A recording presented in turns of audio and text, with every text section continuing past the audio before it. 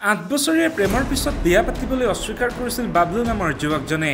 প্ৰতাৰণাৰ ক্ৰোধে দহি পেলোৱা প্ৰেমিকাই সেই ধৰাল অস্ত্ৰৰে ছেদ কৰিলে প্ৰবঞ্চক প্ৰেমিকৰ গুপ্তাংগ।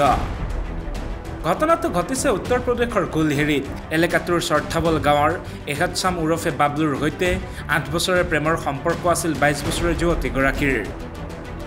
দীঘলীয়া প্ৰেমৰ সময়ত বাবলুকে জীৱন যৌৱন সঁপি দিছিল যুৱতীগৰাকীয়ে, কিন্তু পৰিয়ালৰ হেঁচাত বাবলুৱে প্ৰেমিকাক পাহৰি গ'ল। শেহতীয়াকৈ বাবলুৰ বিয়া ঠিক কৰা হৈছিল মিৰাটৰ এগৰাকী যুৱতীৰ সৈতে। সেই খবৰ পোৱাৰ পিছতে জ্বলি পকি উঠিল পুৰণি প্ৰেমিকা।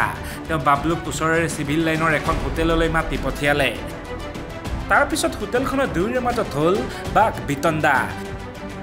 সেই সময়তে সুযোগ বুজি ধাৰাল অস্ত্ৰৰে বাবলুৰ গুপ্তাংগ কাটি পেলালে যুৱতীগৰাকীয়ে।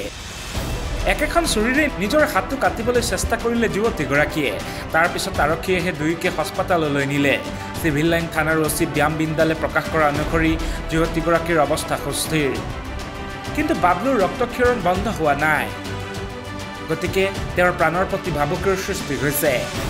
নিউজ ডেস্ক ৰিপোৰ্ট, বাৰ্তা এনি।